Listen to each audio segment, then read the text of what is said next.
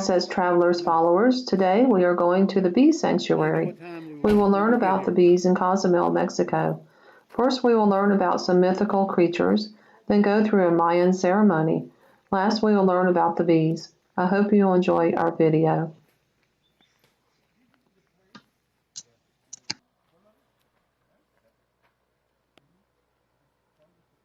We want them to overpopulate the hives, and then they spread out as many times as they want, okay? And you're gonna find so many natural hives. Actually, we don't even need to walk all the way back to the cenote. There is right above the taxi. You're gonna find one natural hive right there. Oh, okay. Right next to the honey store, there's a big tree right there. There's a natural hive right there. Can you see that little palapa right there? There's a natural Melipona hive right there. That's what we want, okay? We only have a few observation hives where we can see the little bees up close, okay? To show our visitors. We saw them up close and like, you come in and they're flying all over the place. Oh no, and we'll get stung like crazy.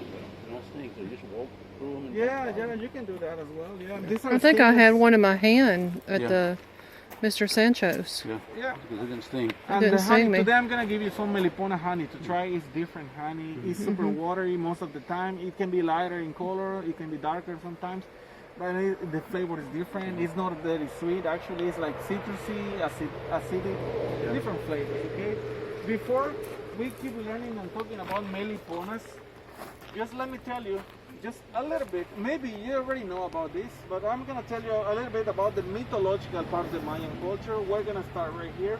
Let me introduce to you the one little alush. You can read the name right here. In English or Spanish, the pronunciation will be alux. But in Mayan language, the X sounds like an sh. So it will be alush. That's right. This little statue is like a Mayan gnome or a Mayan leprechaun, okay? According to Mayan legends, every time that you cook something or prepare something with your hands, every time that you build something using wood or a stone or clay, you're leaving one little part of your soul into that specific artifact. So that's the reason they are alive. They have the ability to come to life at night, and then they turn back to stone in the morning, okay? All you have to do, you leave some ofrendas. Some people, they like to put coins, but it's supposed to be food or cigarettes, alcohol sometimes. They're going to leave some tomatoes, corn, and then they're going to protect your life, okay, for 7 years. For 7 years? Yeah, It's like not breaking a mirror.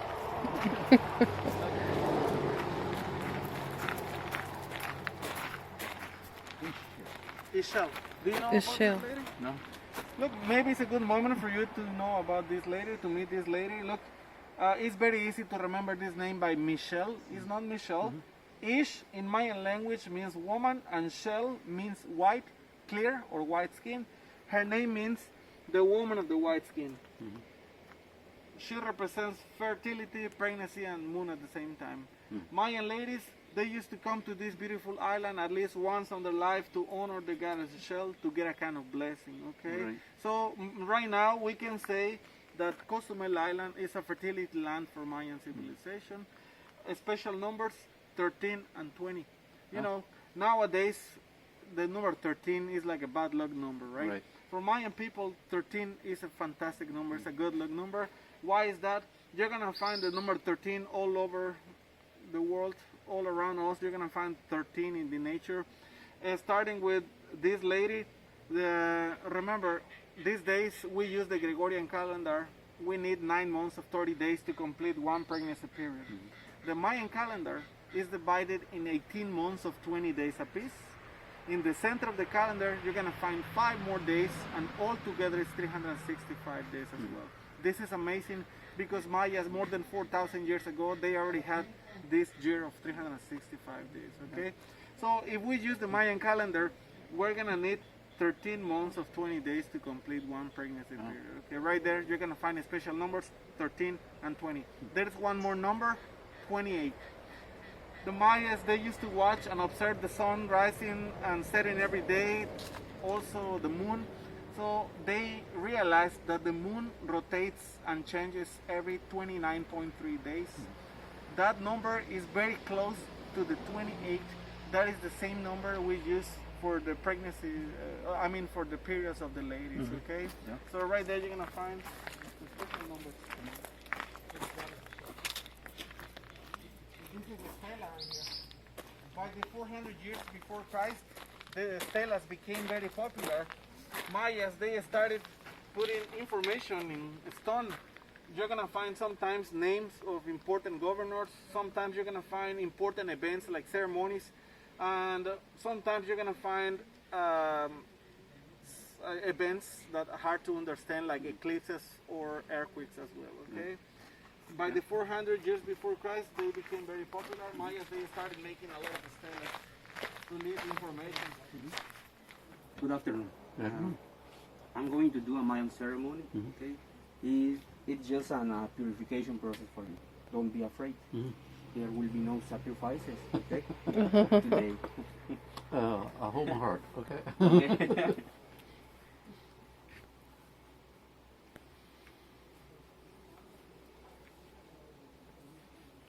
Malokin sukum, pishabelesh, hashkima kinwo, inkaotik.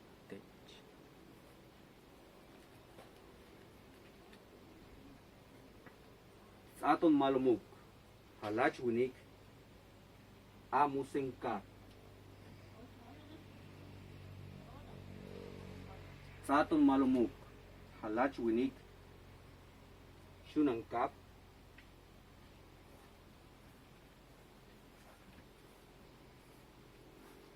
jetel,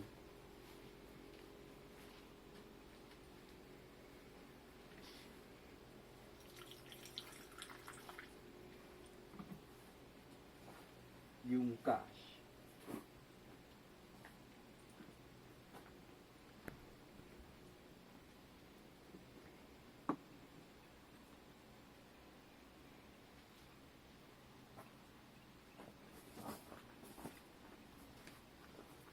Tansyo ng kap. Jikel kap kalitagoni. Minahietel tiakmeya. Signali. Anashta tabina kastik. Tuush ajakta ujikelol.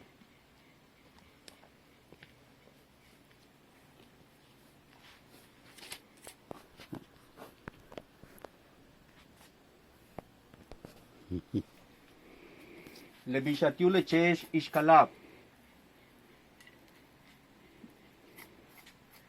Letik kanatik awotoch. Lekutal tulukin kustal. Tiolales yunam ayukel kap. Jumbotik. Jumbotik means thank you. Please repeat after me. Jumbotik. Yung body. Very nice.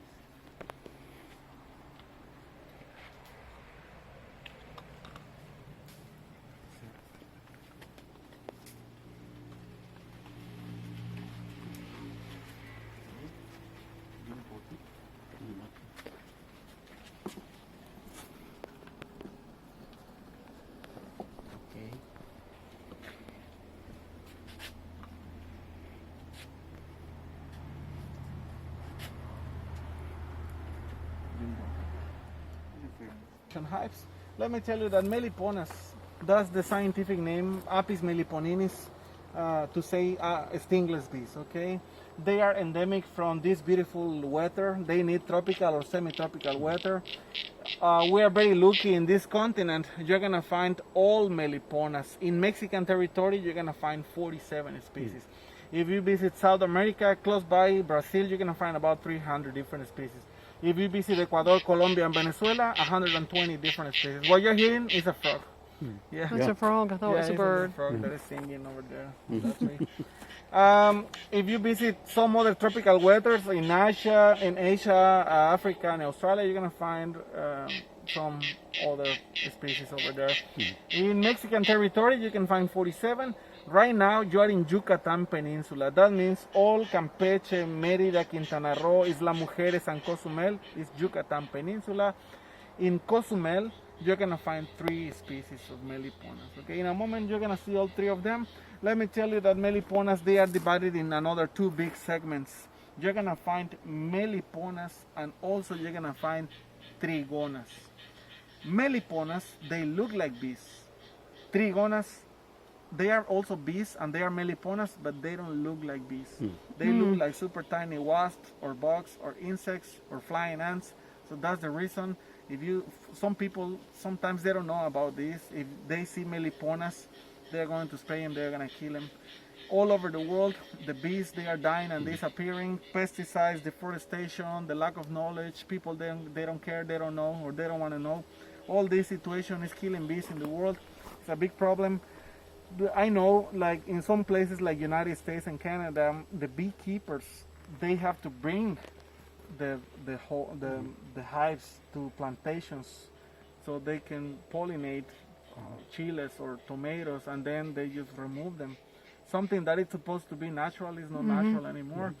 In the case of Meliponas, some of them, they don't look like bees, and pesticides is killing bees in the world, okay? They are very important, and the bees, they are in charge to pollinate the 80% of everything that we consume from the nature. There are other pollinators like bats, the fruit flies, hummingbirds, many other pollinators, but in the case of the bees, they have the responsibility of the 80% of everything else, okay? Before we get to the hives, please follow me. These are the 3 species you can find in Cozumel Island. I already told you that they are divided in 2 big segments. You're gonna find Meliponas, and you can read the name. You can read Melipona word in the scientific name, and the other segment we call them Trigonas. Okay. These 2 right here, they don't look like bees. You're about to see that in a moment. In the case of this one, it's super shy bee. As soon as we start getting close to the hive, they just disappear. They just get into the hive and hide, or they just fly away. And this one right here is the opposite. It's not shy at all. We can get super close to the hive, and they're just gonna stay there and keep working. I think that's the one we had in play. It was black. Okay. Now, this is the main bee from this region. Mayas, they used to call it Shunan Cap. Basically means the royal lady. In a moment, we're gonna visit the hive. They don't produce a lot of honey. That is the first reason, the main reason. This is a little bit more expensive honey. It's not as affordable as the Apis mellifera. In the case of this one, it's going to produce maybe a little bit more than 1 liter of honey every year per hive. These 2, they won't produce more than 400 milliliters. We're talking about 5 or 6 teaspoons of honey every year per hive. We're talking about 1 little jar of honey. Versus, if you compare this production of honey to the Apis mellifera, the Apis mellifera is going to produce 80 or 90 pounds of honey every year per hive, okay? We're talking about 35, 40, or 45 liters of honey every year. They have main enemies like the fruit flies, the ants, the iguanas, and frogs. Also, some coatis living in the jungle of Cozumel, and raccoons, they can try to attack the hive as well. Now follow me this way, please.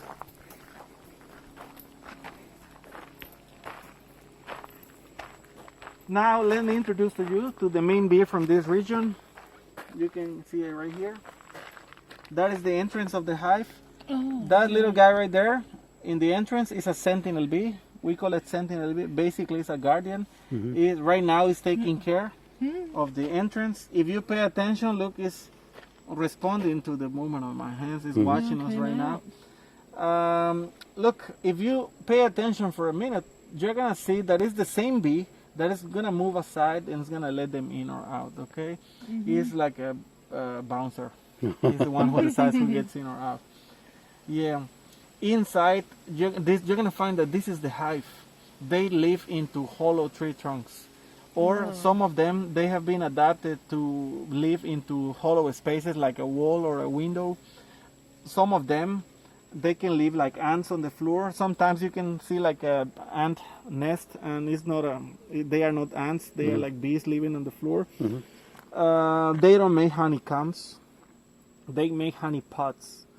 You're gonna find inside of this tree trunk, you're gonna find little structures like the size of my thumb, like little eggs or containers where they store honey and pollen separately.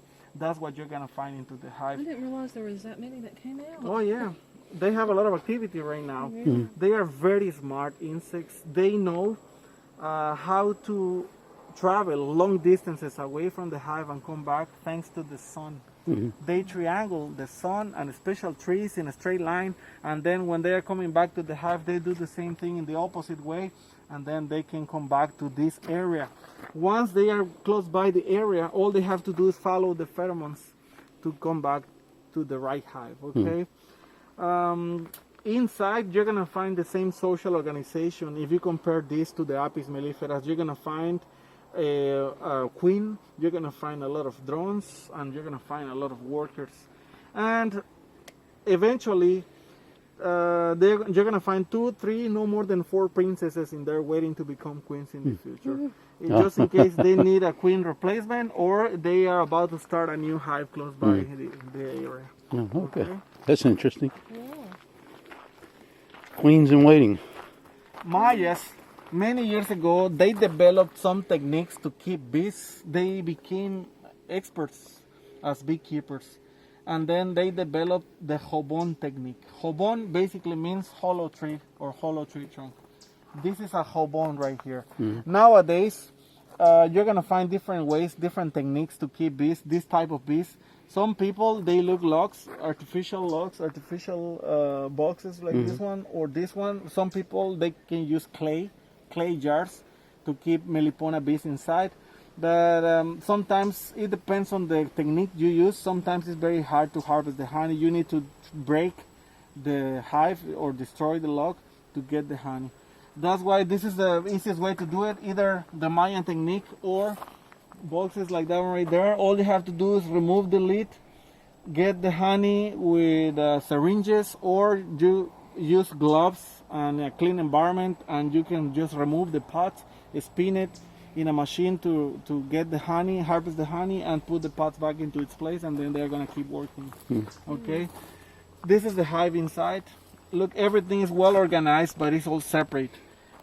All this is gonna look like honeycombs, but they are not honeycombs. This is the brood chambers.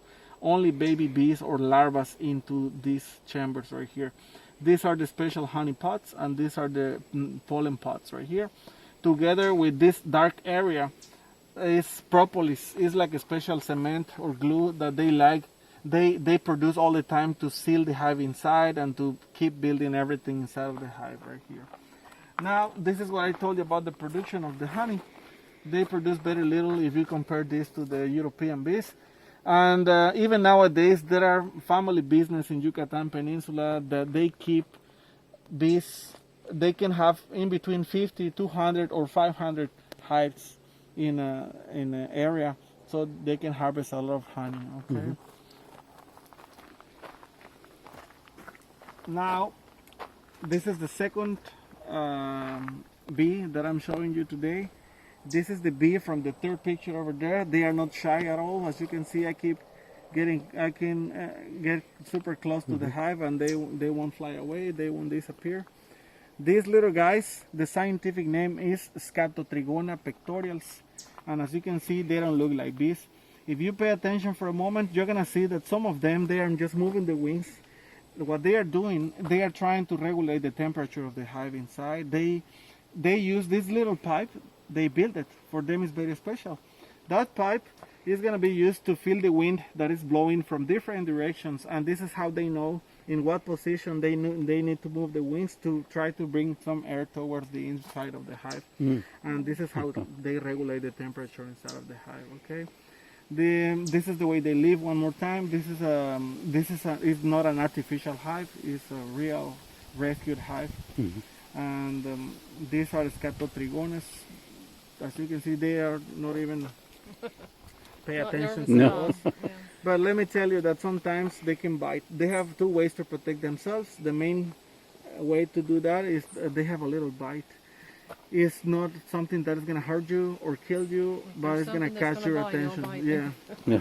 Follow me this way. Okay, let's go this way. Just watch your step all the time, please. There are so many investigations about the honey that they produce. from Cuba, from Brazil, from Colombia, Venezuela, from Yucatan, Mexico, from Puebla in Mexico, Chiapas, Tabasco, and all the time, every time that they check the pollen and everything inside of the honey, they discovered that it's 20 or 40% stronger as a natural bacteria killer. If you compare this honey to the Apis mellifera. Now, let's try to walk outside of the pot. I'm gonna try to lower my balls a little bit. You can see that is the entrance. Oh, it's too late. They already flew away. Okay, that's scared. That is a natural hive as well. Okay. This is the super shy bee. The scientific name is Nanotrigona perilampoide. Now, the main reason they don't produce a lot of honey is because this one and the other tiny bee, they don't fly more than 400 meters away from the perimeter of their hive, okay? Or maybe 500 meters. The main bee, Melipona beechii, is gonna fly a little bit more than 1.5 miles away from the hive and come back. If you compare this to the European bees, the Apis mellifera, they can fly for 5 or 9 miles away from the hive and come back. That's the reason they produce more honey, because they fly more, okay? This is the entrance, but unfortunately they are already disappeared because they are very shy. Look, There's some coming in, yeah. Can you make it closer? Now you can see how tiny they are. Even, as you can see, if you look around in this jungle, you won't see too many flowers. That's because they like to visit the top of the trees. All the branches, you're gonna find some small flowers, yellow or white flowers, and they like to visit those plants. Also, there are some special plants that we are providing in here, like the crown of thorns, the chacan, chechem tree, and random plants as well, and some palm trees. You don't see flowers in palm trees, but the leaves of the palm trees, with the sun, the sunlight, they're gonna sweat a little bit, and that nectar, they are gonna use it. Okay. This is Leon and Anita with Bear Assets Traveling. If you liked the video, click like, then subscribe, and ring the bell for future updates.